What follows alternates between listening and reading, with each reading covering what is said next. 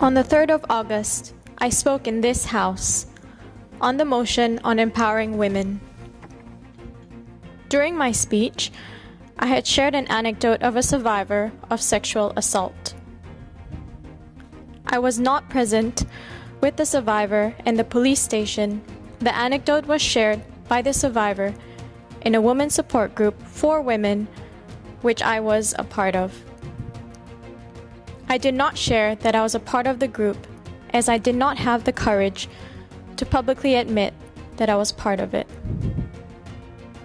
I attended this support group because I myself am a survivor of sexual assault. I was sexually assaulted when I was 18, studying abroad. That assault has traumatized me till this day. I should not have shared the survivor's anecdote without her consent, nor should I have said that I accompanied her to the police station when I had not. It was wrong of me to do so. It is important for me to take responsibility for my actions, for my error of judgment, and to set the record straight. I wish to correct the record by retracting the anecdote that I shared on the 3rd of August, and I wish to apologize to the Singapore Police Force. Lastly, I want to apologize to the survivor whose quote I use, to the House, to my constituents, to the Workers' Party, its members and volunteers, and to my family, especially to my parents. To the residents of Sengkang, I'll work even harder for you. I would like to start by saying to the member that I'm very sorry to hear that she was a victim of sexual assault. I can understand that that must be very difficult, and I hope that she will have the courage to be able to come through this and to be stronger as a result. However, as the members' statements do also disclose some rather startling disclosures, a bit of a bombshell, I might say, I do have to seek some clarifications because I need to know what exactly should follow from this disclosure.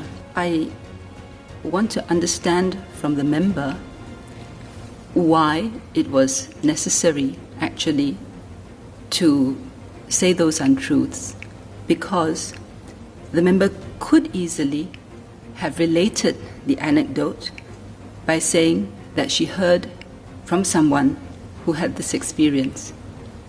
That's all that would have been necessary to do. The member would not have had to refer to the support group or even disclose its existence, and there would certainly have been no need to reveal that she was part of the support group. So I would like to ask the member this: does the member agree that it would have been possible to tell the story without reference to the support group or telling the untruths? I've been really reflecting on this episode and why I told the anecdote the way it was. And I think a lot of it has to do with the fact that I did not have my own courage to report my own assault. So I felt, very compelled to ensure that other survivors who do get the courage to report their assault, to have that process done with respect and with dignity. But I recognize the leader of the House's comments, and I do recognize that it was not the right way to go about it. And that's why I'm here today, admitting that it was a mistake, and here making a very frank apology. I understand that. So I do completely empathize with the reason why the member felt it was necessary to speak up. All I'm asking is this, and I'm not sure that I had a response, but my question was simply this: it would have been possible to tell the story without the untruths, and without referring to the survivors group. Would the member agree? Yes, I do feel like it would have been possible, but in my haste and in my passion to advocate for survivors like myself, I did a mistake. So is this a case where, based on what the survivor said, the member actually knows the details but didn't want to disclose them because of confidentiality? Or is this a case where the member actually doesn't know any of the details? I don't know any of the details. I wish to raise a point of order under Standing Order 107B. And the point of order is this.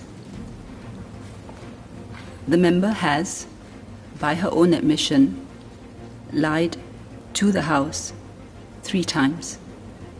In her original speech, in the clarifications arising from that speech, and 2 months later, in her response to the Minister for Home Affairs. What has happened does a great disservice to the survivors of sexual assault and rape victims. And the reason is this, because it's hard enough for such women who are victims to tell their stories, and they have great difficulty in getting people to believe them sometimes. So when relating their stories, and that is based on a lie, and inability or unwillingness to substantiate the story, it makes it that much more difficult for these women to come forward and to tell their stories, because it's like ink in water. It spreads throughout, and it casts doubt and suspicion on the stories, and it makes it that much harder for women to be believed. It undermines what we're trying to do, and especially in this year of trying to advance women's development. As I've said before, as members of Parliament, we are granted privileges. One of those privileges is to be able to speak in Parliament with immunity. Unlike other people, we can do so without fear of prosecution because of the underlying public policy interest, which is to be able to raise things. And it's very, very important when we do so that we must be able to speak truth in this House when there's untruths.